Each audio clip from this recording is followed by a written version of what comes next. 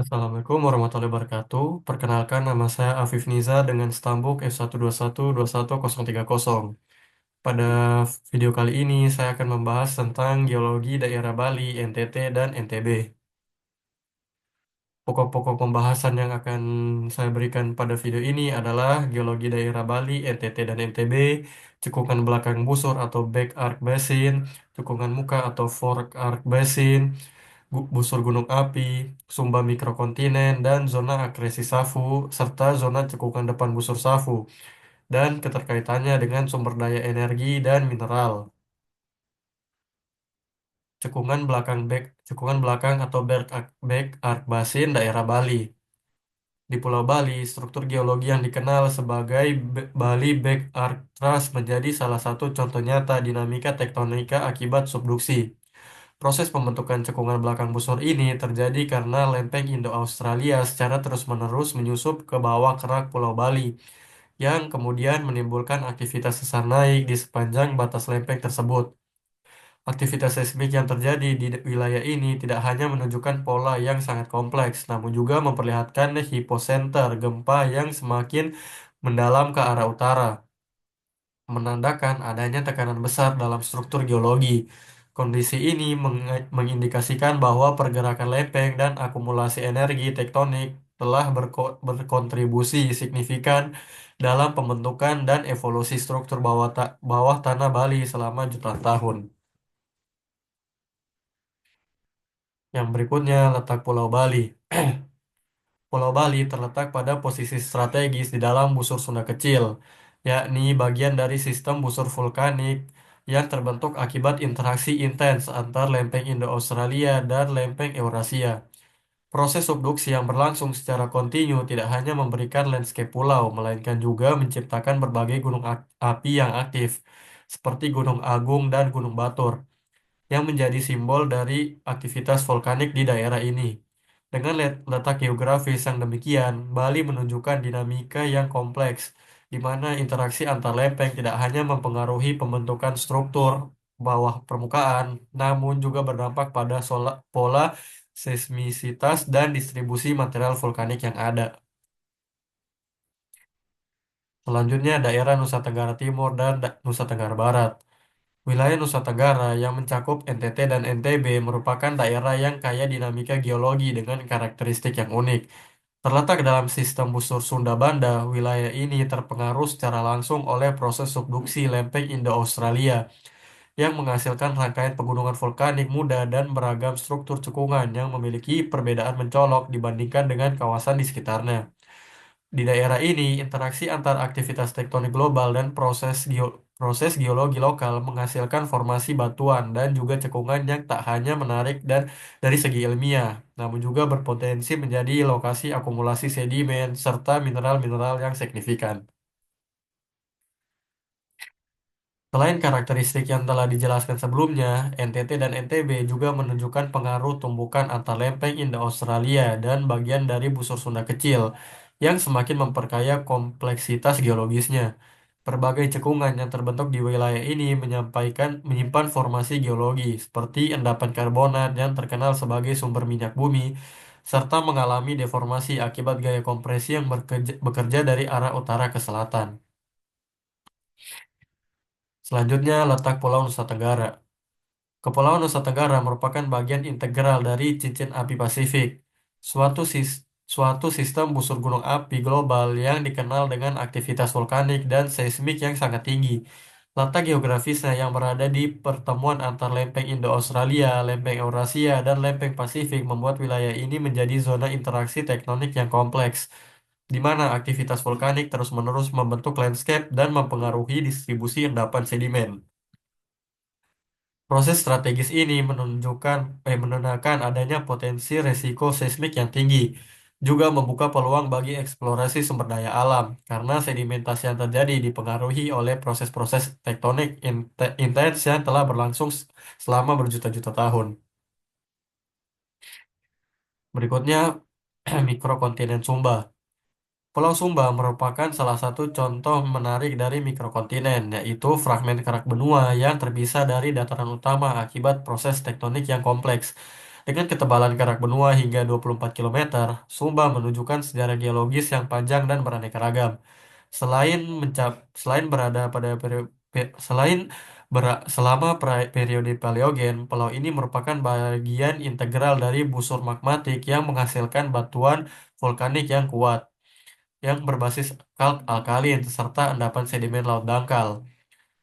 Penempatan Sumba di antara Palung Jawa dan Timur Tru juga membuatnya berfungsi sebagai punggungan pemisah di dua cekungan laut. Sementara proses subduksi lempeng Indo-Australia di bawah lempeng Eurasia turut memperkuat kompleksitas dan keberagaman struktur geologis yang berada di pulau ini.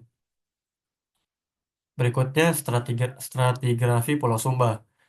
Pulau Sumba memperlihatkan keberagaman jenis batuan yang sangat kaya dan mendetail, mulai dari sedimen tidak termetamorfosis atau hanya mengalami sedikit metamorfosis pada era Mesozoikum, hingga lapisan endapan yang berumur tersier dan kuarter.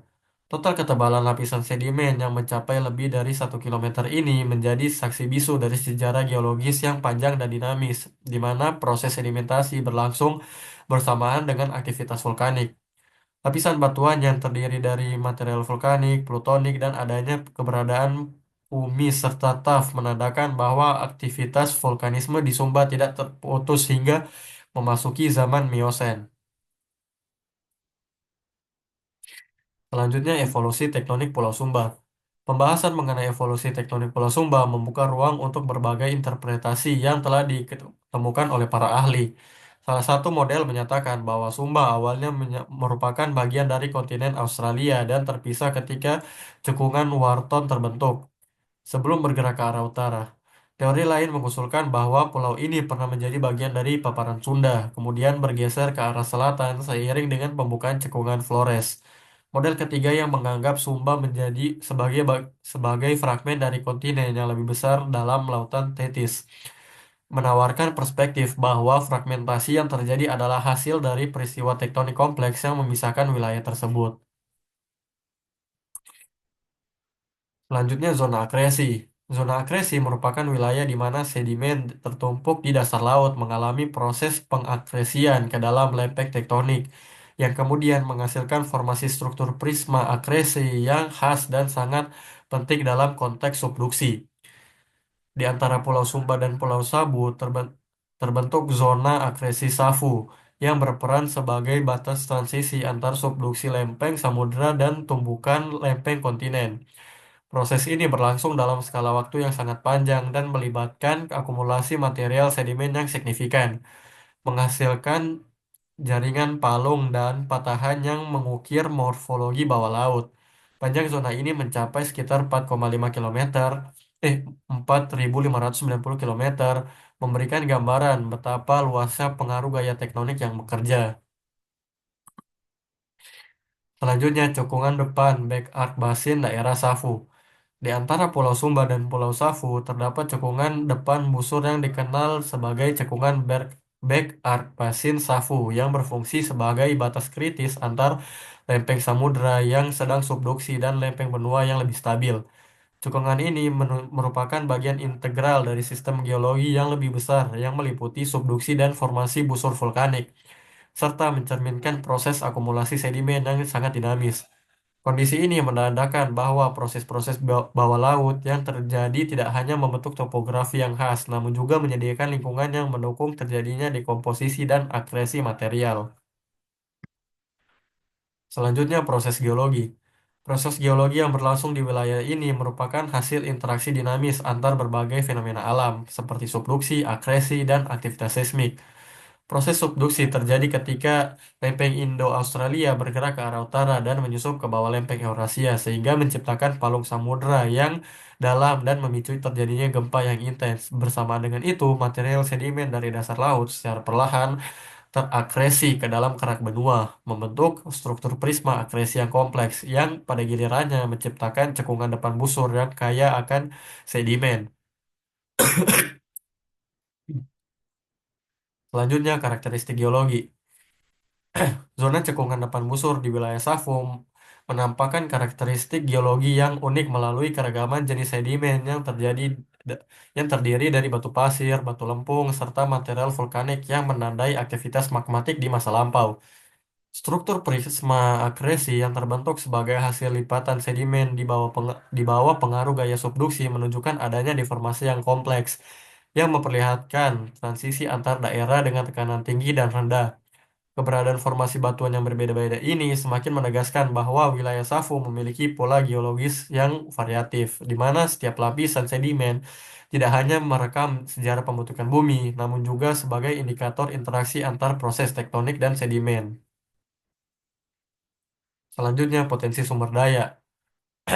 Wilayah zona akresi dan cekungan sedimen di sekitar Safu tidak hanya memiliki nilai ilmiah yang tinggi, namun juga menyimpan potensi sumber daya alam yang berharga, terutama mineral non-energi. Selain potensi hidrokarbon, daerah ini diketahui kaya akan mineral seperti batu pasir, batu lempung, dan batu gamping, yang merupakan bahan dasar penting untuk berbagai keperluan industri dan konstruksi. Keberagaman litologi yang ditemui dalam formasi di wilayah Safurai-Jua menandakan bahwa dengan eksplorasi yang mendalam dapat diidentifikasi cadangan mineral yang besar. Selanjutnya, potensi hidrokarbon. Selain dari segi mineral non-energi, cekungan Safu juga telah menunjukkan potensi signifikan dalam kandungan hidrokarbon. Meskipun eksplorasi masih tahap awal dan menemui beberapa kendala seperti sumur yang kering yang pernah ditemukan, adanya rembesan gas yang terdeteksi di bagian selatan Pulau Safu memberikan petunjuk bahwa sistem petroleum di kawasan ini masih aktif dan memiliki cadangan yang belum sepenuhnya tereksplorasi. Baik, sekian presentasi dari saya. Semoga dapat diterima ilmunya. Sekian, wassalamualaikum warahmatullahi wabarakatuh.